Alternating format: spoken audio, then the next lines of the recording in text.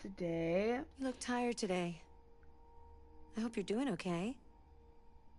Well, it's been a rough couple days actually. Been working my ass off and I'm finally off. So I'm ready to look at this wait, continue. What do you mean what do you mean continue? I get can I can I restart where I left off? Cuz I was pretty satisfied with my ending, but I guess the shit got deleted. Um so I'm actually pretty fucking pissed about that. Maybe I could redo that. Let's see. Cause if I could redo that, that would be great. Y'all could see the hecticness that happened. Yeah, y'all could see the hecticness. Oh, perfect, perfect. This is great. This is what I wanted y'all to see. We made it, Alice. You're safe now.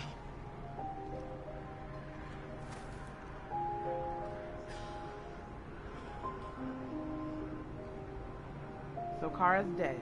She sacrificed herself to save Alice, which I did not meant to do. I didn't know she was gonna get shot. But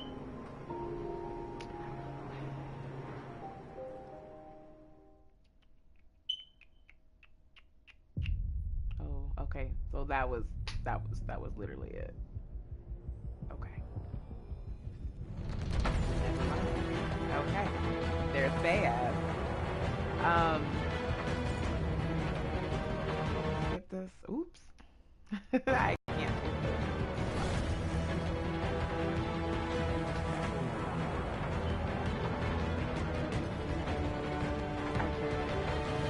I thought I could replay. Actually, you know what? Hold on. I know what I'm gonna do. As soon as I can get past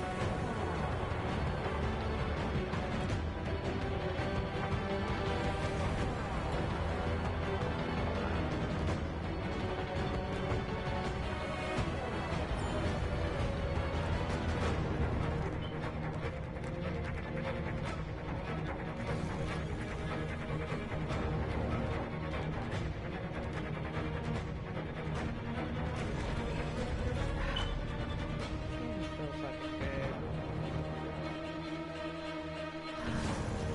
Such a great ass story. But the ending I did get, I am pretty happy with what I decided to do. The only thing I would change is try and save Kara again. Um, what else? I mean, I accidentally killed North. She's really not important. I accidentally killed Josh. He's not important. So I wanted to save Kara. They're the three. She's one of the main characters. So but I fucked it up. And oh, and Luther. I killed Luther. That's going too far back. If I want to save Luther, I gotta go back like 2 chapters. Maybe more.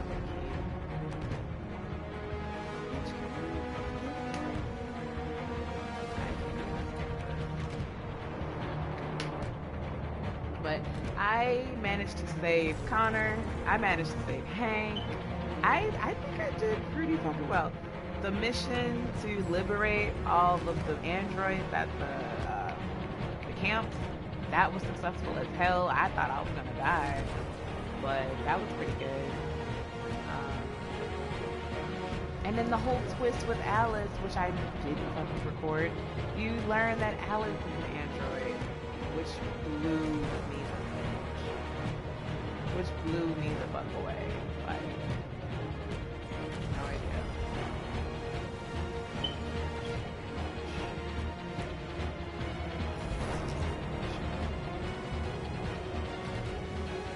But yeah, I really want to get to the bonus content because I was recording a little bit of it, but definitely wanted to take some time out and really dive into this bonus content. So this is a good happy ending you get, which is great. Hank's alive. The androids, their voice is heard. They're getting their rights. Connor is alive. My love machine is alive. He's a deviant, but yes, yes, Connor, yes. Beautiful. Beautiful, beautiful. Okay, I can skip this. Yeah, I can skip that. Okay. So yeah, that was pretty much the end credits and whatnot. I'm glad I was able to go back and re-look at that so I could record it, because at least that's good. Yep. It's all good stuff. Connor's thing. That could have went so bad, dude. He could have fucking died, and I would have definitely had to redo that.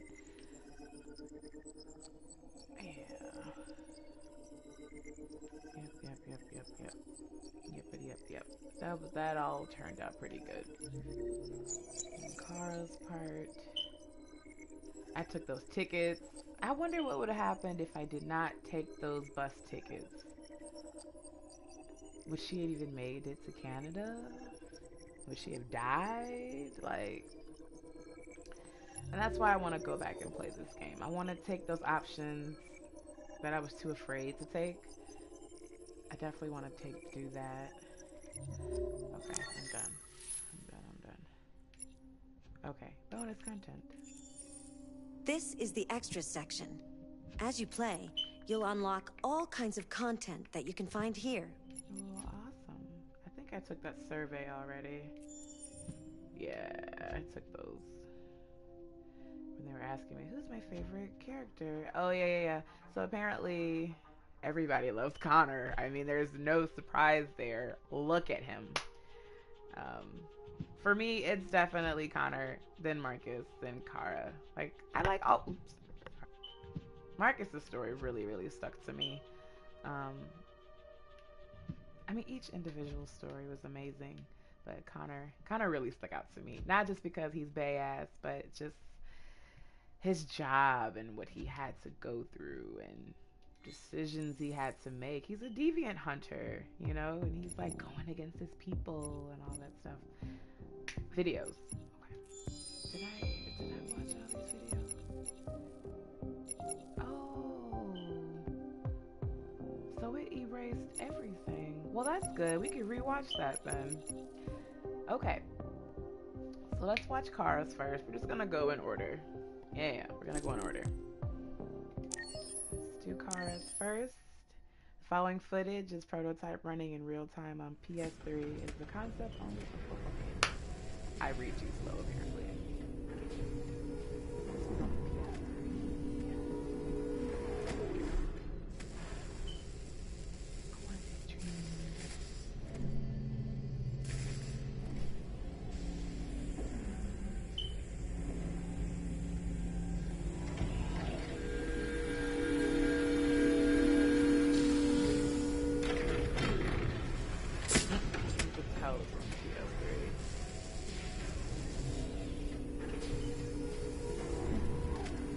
Can you hear me?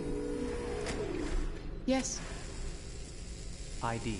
KPC 897504C. Can you move your head?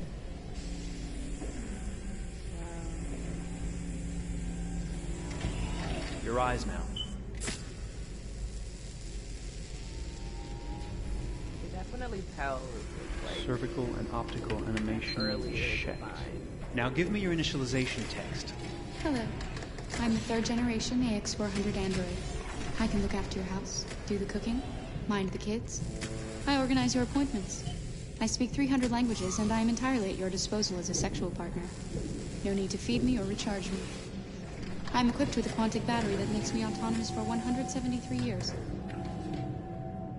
Do you want to give me a name? Yeah. From now on, your name is Kara. My name is Kara. Initialization and memorization checked. Now, can you move your arms?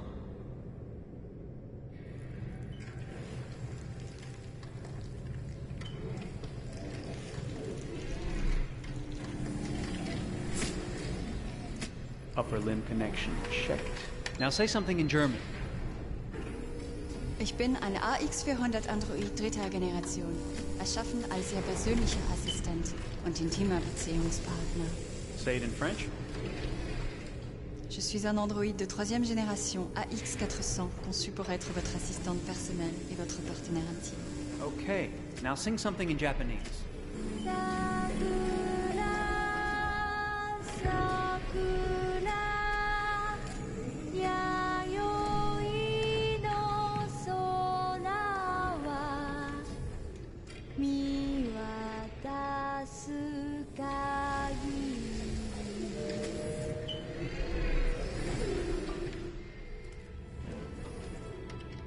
Multilingual verbal expression check. Go ahead, take a few steps.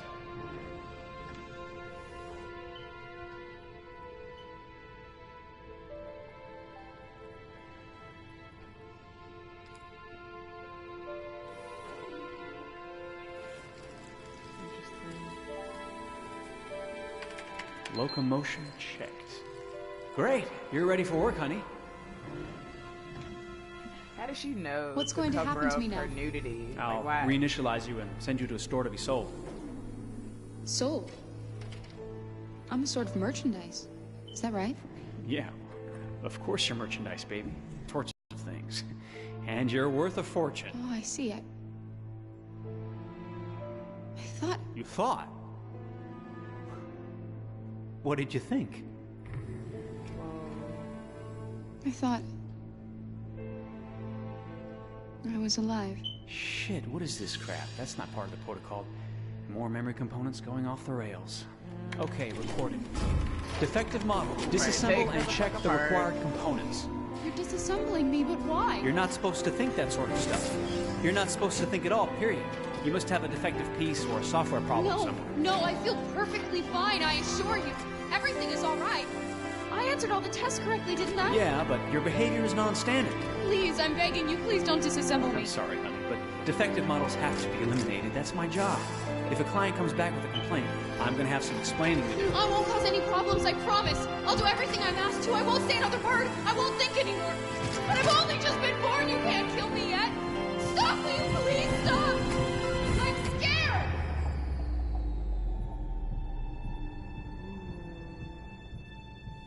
I want to live. I'm begging you.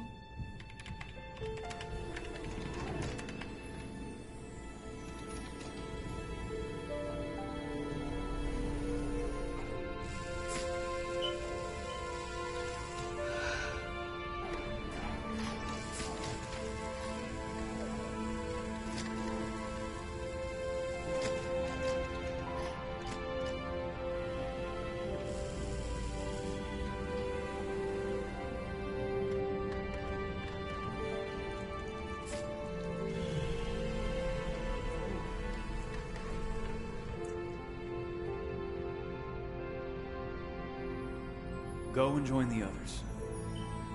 Interesting. Was that a test? Maybe that was a test.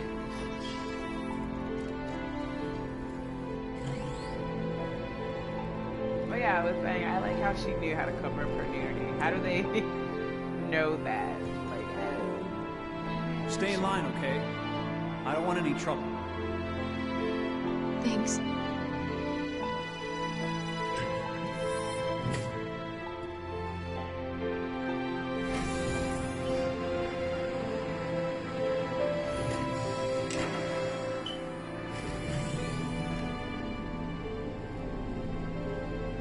My God.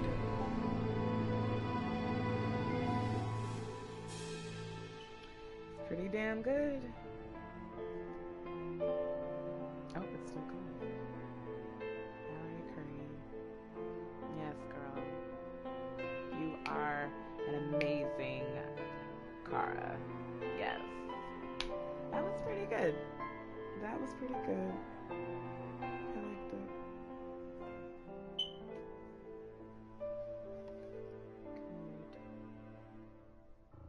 Good. Okay, what's the next one? Running in real time on a PlayStation 3. For a PS3, that's not that bad. I'm glad they waited though, because this shit now looks absolutely amazing. I don't think I want to play the teaser. I don't feel like doing teaser. Let's do Discovering Detroit. Yes. Gonna do that one.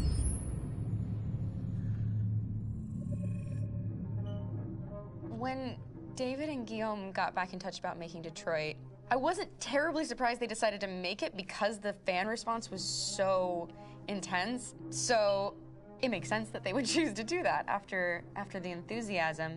It was a challenge, and it was just an interesting thing to get my head around how to approach this character now as a different, much older person, and whether or not she had changed. And I'm very happy to say that with Detroit, I've had the opportunity to see Kara grow so much more than I ever expected. You do the housework, the washing, you cook the meals, and you take care of... God damn it, where the fuck's the rat gone now? Alice!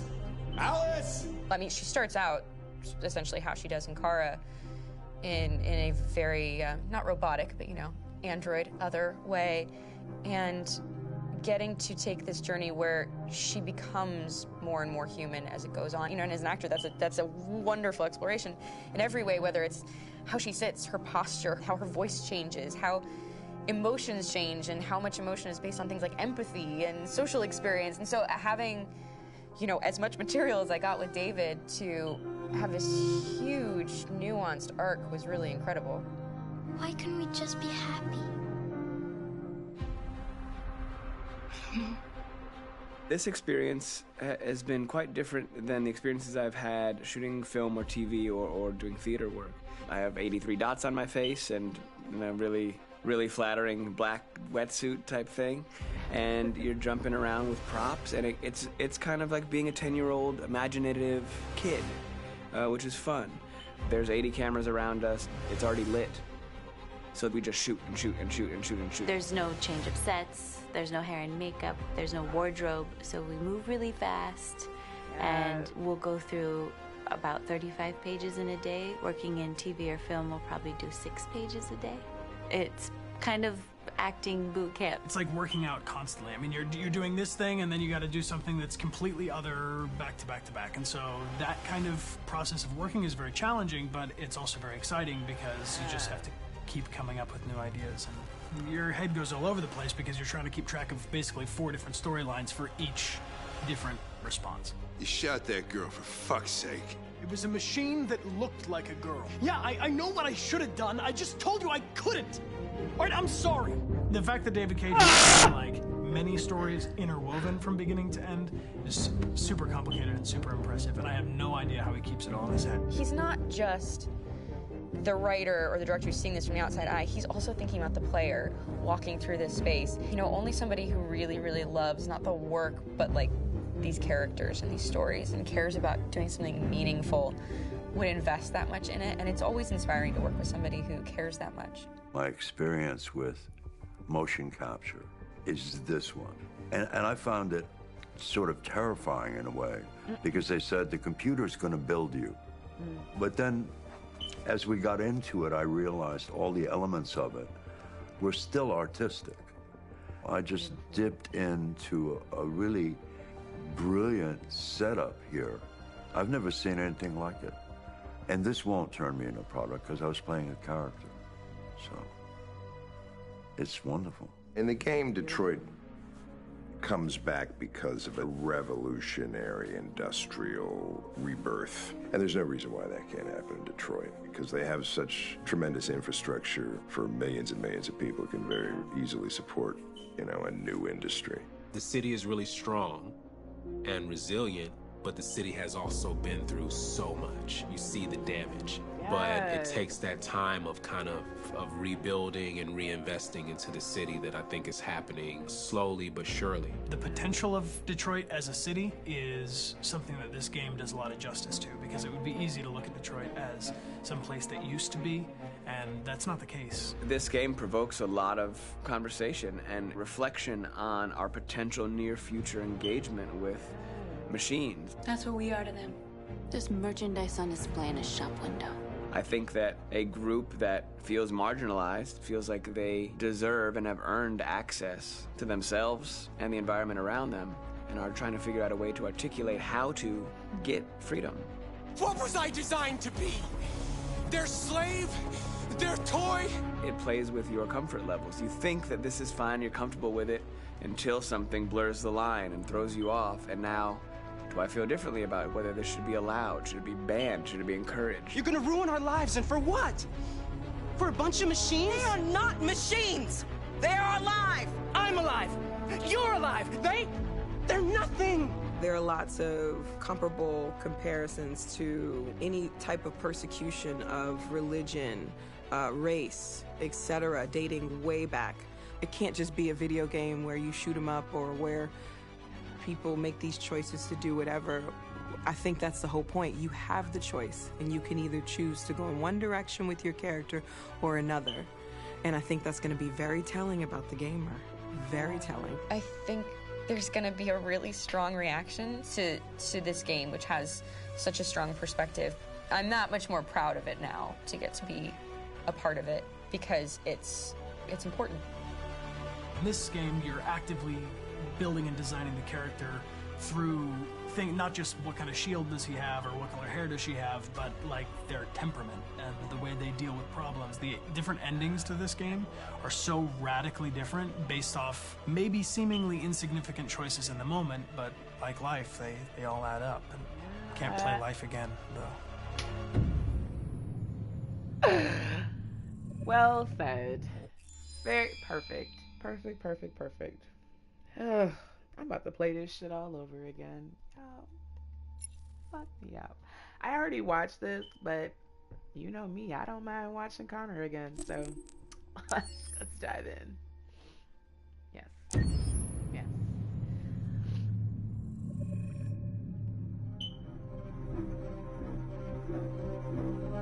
My name is Marcus.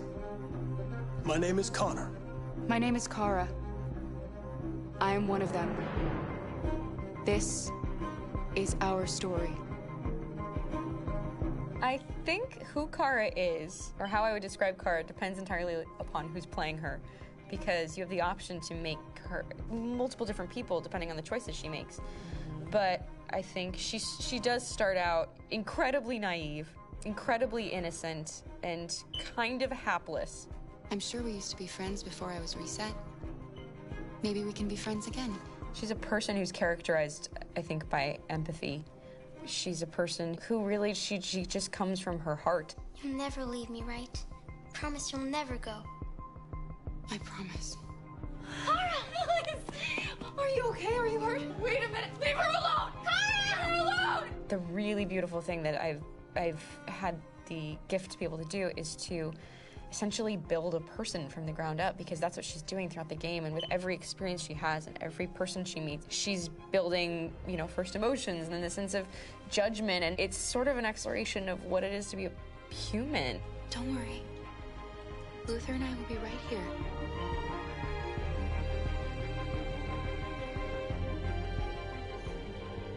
David and the creators have painted a really intriguing and engaging picture of a near future where we rely upon androids for a lot of our service class business, or the class that serves us, that helps us, that handles our baristas and our drivers and our housemaids. And what is humanity, where we tap into it, how and why we treat each other the way that we do.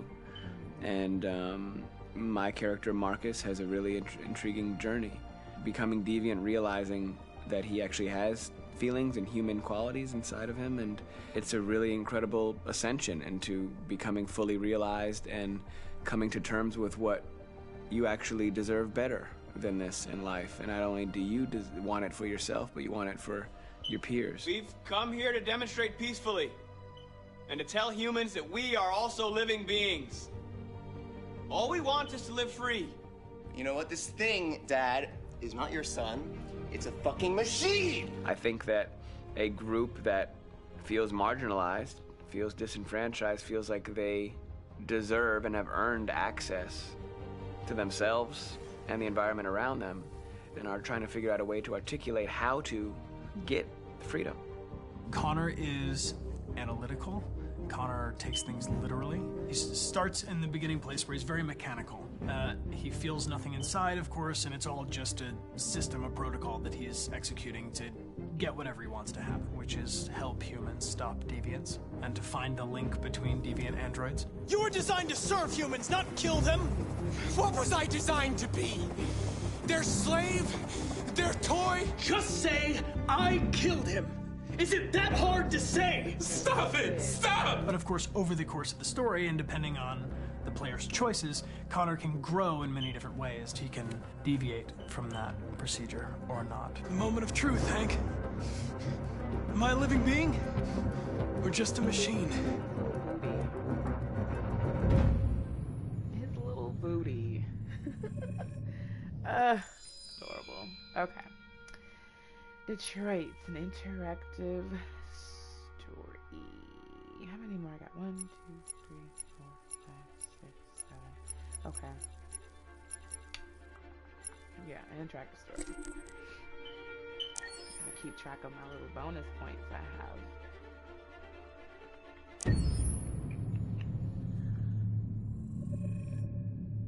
Game after game, we try to challenge ourselves. Really For Detroit, we wanted to, first of all, to write a story that would be incredibly bending, which means the most non-linear story that we've ever created.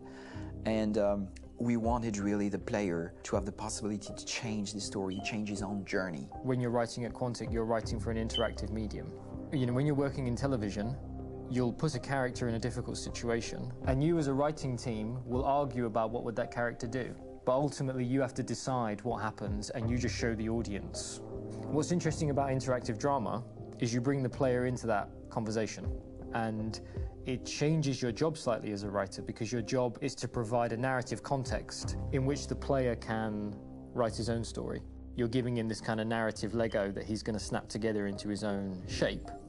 You also have the ability to make your audience attach themselves to your characters, because the audience is in some sense responsible for what happens to the characters. It's just a few cans. Come on, let's go. See, I didn't do that option. We have some cash now. You used me to steal that money.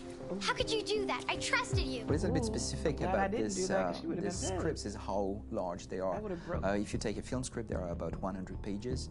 But here we have to deal with script that is between 4,000 and 5,000 pages. Everything becomes bigger because we don't just tell one story, but we tell all the possible stories that can be told within this narrative space. On Act 3, our final act, we have around 1,000 different scenarios, and every one of those scenarios has to be as interesting, as passionate, as strong, and as emotional for the player. We want every action that the player does, every interaction that is available to serve in telling the story, and help the player understand who his character is, and build that character moment to moment.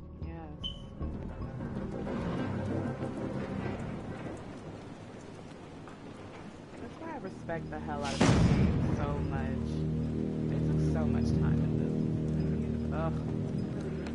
Paid off. This shit was amazing.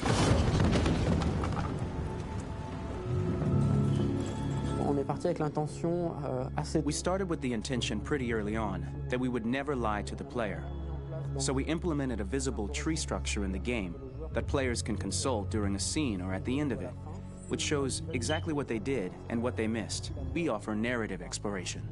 You know, keeping control of such a wide and large story is a huge challenge. So same thing when you shoot with actors, because you will need to shoot many different versions of each dialogue, of each scene. For actors, it's a huge challenge. Because of the style of the game, you have so many different ways that the character can go.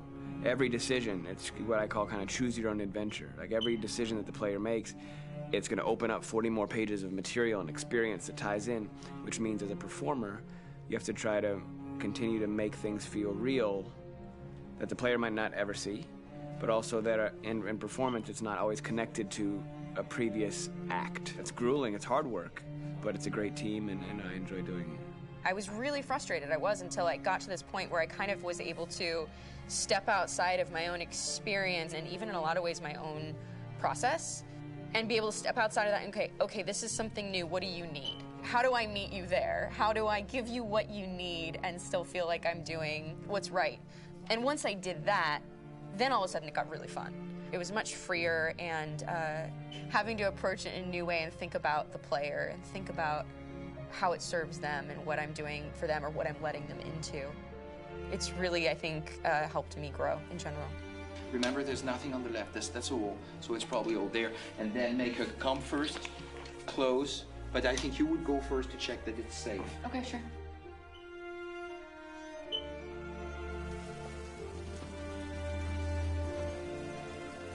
The most enjoyable thing about working in performance capture on this kind of project is that if I shot a film, I would get to do one of these endings. I get to do so many different things as Connor. Your head goes all over the place because you're trying to keep track of basically 4 different storylines for each different response. What's the name of my dog? Buddy? Scout. I think it's Jack. I can't remember.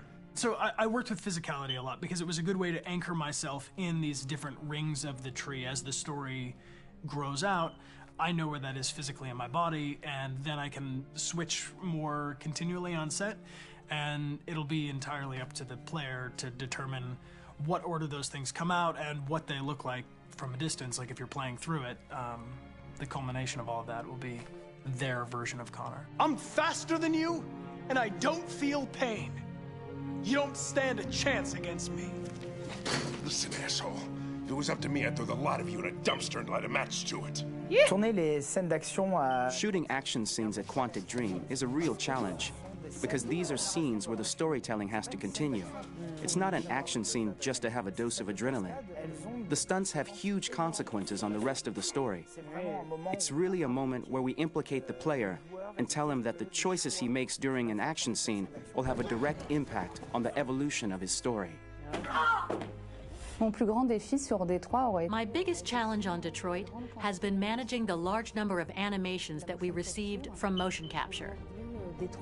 Detroit features more than 37,000 animations, which is a huge amount to handle on a daily basis.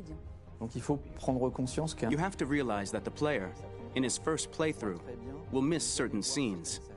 This also means that we had to think of, conceive, and produce all the potential story paths. The characters' costumes, the places, day or night, the weather.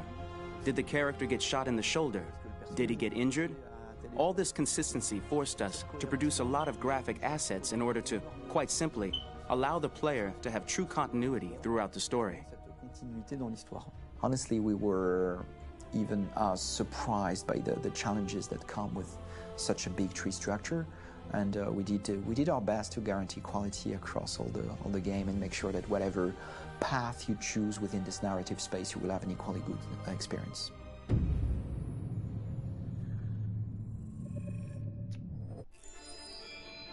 Love it, love it.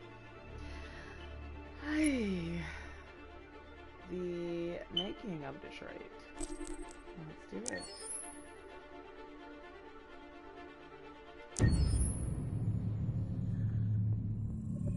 Detroit Become Human was produced over a period of 4 years. Here in Paris, we have a team of about 180 people. And to that, we need to add also all the outsourcing with our partners in the Philippines, in China, Vietnam, and in India. So when we started working on this story, I had to imagine where Kara was built. And for whatever reason, the city of Detroit came very quickly to my mind because it had already an incredible story by itself of history and themes. So we traveled there with the team, and we were really moved by what we saw, and we could really feel the desire to fight and really be born again. And we just continued this curve, this growth, and just imagine what Detroit would be like if the Android industry was, using these huge factories to build androids there. A very strong element in Detroit is that there's a lot of industrial wasteland and a lot of nature too, and for us, the graphic designers, it was an incredible playground. The destroyed zones which we wanted to preserve, we appropriated them to turn into something else. Then in the areas that needed to be rebuilt, we were able to imagine our Detroit of the future. We didn't want to make a science fiction universe, but a world of anticipation, If we chose science fiction, we could have imagined flying cars, extraterrestrials, but those things are very far from our current everyday life. Anticipation is more about gleaning from our contemporary reality, the one we know, because Detroit is set in 2038, and 2038 is tomorrow. The difficulty we had was sticking to reality. That is to say, technology becoming more and more invisible, a lot more elegant, and at the same time, making it visual. So all the computer equipment, autonomous cars, we simply had to invent. They are in fact very technological objects, but at the same time remain very credible and ingrained in reality.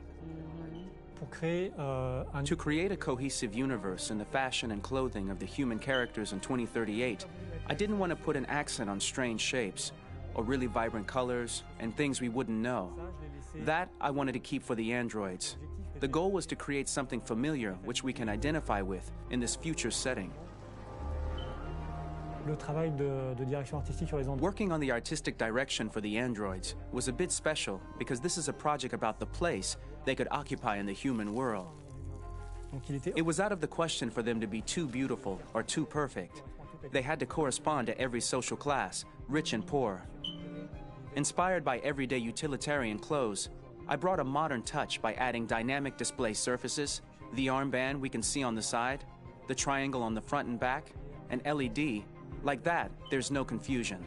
Wait. You're sending an android? All right, now. We need to go. You can't do that. Why aren't you sending a real person? Once we cast the actors, we travel to meet them in order to scan their faces. We record the structure of their face with the scan. And we record the colors and patches of skin with photography. Once we have this information, we will use this as a basis for modeling and creating the characters. The artist will make it more realistic, but will also enrich it. He will propose ideas which we will develop together. Finally, we will have a character with character who corresponds to the project and the world. When the actors come to Quantic Dream, we show them the design, what their image will be, and what they will look like in the game. This extra information gives them another dimension and color to connect with emotionally. It helps them think about how to play their character. Your mission. That's all you care about, huh? You should consult a professional who can help you. Beat it, you hear me? Get the hell out of here! So there are 3 types of shoots at Quantic Dream. Shooting and performance capture, where you capture the whole actor, his voice, his face, and his body. These shoots are obviously done with American actors because the game's original version is in American English. After that, there are the body-only shoots, representing around 250 days of filming, while the performance capture is 100 days of filming. Now, body-only shoots, there are 2 types. There are the action shoots and the technical shoots, which are mokit shoots. Mokit is when the player controls a character on the screen, and he moves in an environment to explore it. This is of particular importance at Quantic Dream, and therefore we shoot a lot to offer a unique context for each scene and each character. To prepare a motion capture shoot, we first get together to look at the sets we need, the animations that we want to shoot, which ones need to be grouped together, or which ones need to be cut and shot at another time, so that we get the most out of the shooting day. This often means shooting scenes out of order, especially those with big props or accessories, like a big car, for example. So we shoot all the animations related to that particular prop first.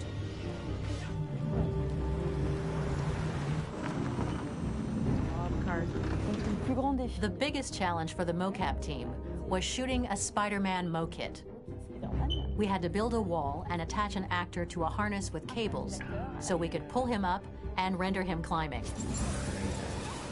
The shooting on this game took about, I would say, more than a year, maybe 1 and 2 years, with about 300 actors on set. So it's quite a massive production. But so much happened on this set between the stunts and the shootings with a little girl and all these great actors that we had. It was really a very, very memorable journey for the team and for myself. Today, Detroit has over 37,000 animations. When we retrieve the motion capture data, it's just a cloud of points. which represent all the markers worn by the actors. From this cloud of points, we have a phase called retargeting, which gives us a skeleton. This skeleton will be applied to the characters of the game. There is still work to be done, but this gives us the main movements. Since we are working on something very realistic, we must recognize the actor and also recover all the emotion he expresses in his performance. We use a system of facts, an identity card for each actor. We make the actor do a whole range of facial expressions. Then we recover all the expressions and paste the animations on a puppet that Jan has prepared. I then recover and refine these poses. I might stretch the lip, reinflate a cheek, tiny details that make the finished product really capture the actor. Because of the nature of our mocap system today, when we receive the animations, we're missing eye movements, and so the character has that dead look. He really has no eyes, so then it's a big part of the work for the animators to find the regard of the actor in relation to his position, in relation to the body, etc. It was crazy when I saw the newest model for Kara, because they've been working on it and working on it, and this was the first time I literally jumped in my seat. It not only looked so much like me, it was the fact that it looked so lifelike. It wasn't that it looked just like it was a camera, it was something else, you know, but it looked alive. It's exciting, and it's kind of terrifying. Game after game, we learned the rules of optics and filming, and our goal with Detroit Become Human was to have cameras that would actually emulate the optics of a real physical camera. So basically dealing with real-world imperfections was our main task, and just to make cameras look. Once the animations are shot and processed by the animation department, integrated and polished, we film them. That is to say, we really do a mise en scène, as in cinema. The real difficulty of our job is to know if these cameras are telling us something. Are they in the emotion of the scene? Do they describe exactly what the action must convey, what must be felt? The most important challenge for me was one of the final scenes where Marcus decides to start the revolution and go to the battlefield. Very quickly, we imagined this to be a huge sequence shot. We wanted the feeling of a cameraman running behind us while showing Marcus, the androids who help him, the person shooting at us, etc. Above all, it was necessary to say to oneself, this scene is very violent but does not glorify war. On the contrary, that war is something improbable and absurd. It was really a fun challenge. The idea was to say we have 3 characters. We would like each of them to have a specific cinematography. We wanted Kara to be much more filmed with some kind of handheld camera, to have something very living, very breathing. For Connor, we wanted something very cold and very perfect. And for Marcus, we wanted something epic and spectacular. So it was about the filming, but it was also about the photography. So we worked with a director of photography to give each character a different lighting, different key colors. Each of them would have their own worlds. And finally, we worked with the composers, so they would create a specific sound for each character, so each would have his own world and his own style. So as you can see, like, this is why I live for games like this, y'all. Like, there is just so much love and time spent on these games that make it so worth playing. I feel honored to play this shit. Like, this is a masterpiece. I'm sorry. This shit. Okay. I hate to have this video short, but we have Kamsky, that's a short clip. Blocko is a short clip. Luther is a short clip. I did not watch Chloe. Soundtrack. Oh crap. I really hate to leave this video short, but I'm gonna have to do these in different parts. So I will come back starting with the soundtrack of Detroit and then move on forward. because these videos are a little long, and I do low-key have to go in a couple minutes. But I hope you all have been learning from this damn game as much as I have, and just really immersing yourself in this damn game. I'm most likely going to replay this and actually record it the correct way and not in little parts like I did.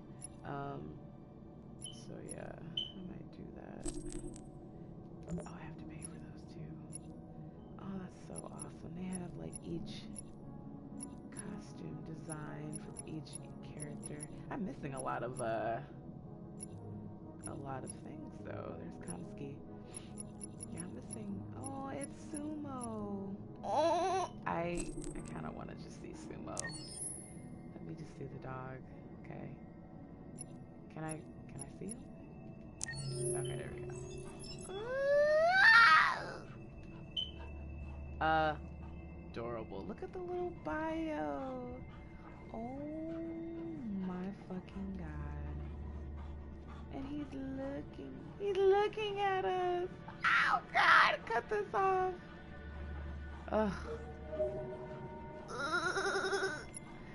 Okay.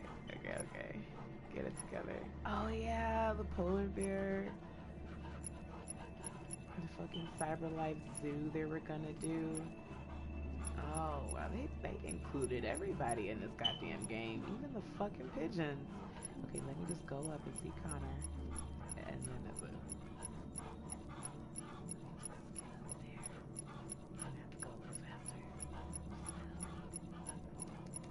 Almost. There he goes. Okay, let me just purchase Connor, and then I will go through everybody else eventually. Beauteous. Connor is a prototype named the RK-800, created by CyberLife. Its initial goal is to assist human detectives in their investigations by offering them technological assistance. He is also equipped with a social module, which is specially developed to create the ideal partner, capable of integrating into any team. The Connor model includes a physical simulation software based on the analysis of elements of the crime scene. He can thus reconstruct past events by cross-checking the evidence at his disposal, which is fucking amazing. It is also the first model to offer the analysis of biological evidence in real time by direct sampling and ingestion of samples, which is fucking awesome too. The first time a Connor model was used in real-life conditions was part of the investigation on Deviants. No date has been given regarding its use by police forces on a larger scale. Oh, I can change the weather and shit. Oh, I can zoom in on Bay. Hey! Oh, this is great. Oh, why did they give me this? Okay. That's very cool.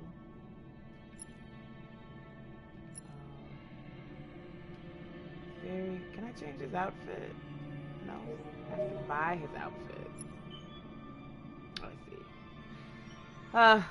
Okay, everybody. Well, I'm going to keep it short for now, and I'm going to continue the rest of this when I come back. But thank you, everybody, so much who was watching this with me. And if not, I'll save it. You know, I can go back and watch the bonus content and all that good stuff. So thank you everyone so much for watching. I hope you all enjoyed as much as I did. I keep like forgetting the camera is like here and not there. But thank you everybody so much for watching. I will see you all next time. Thank you so much. Bye. Let me cut this off. Okay, there we go.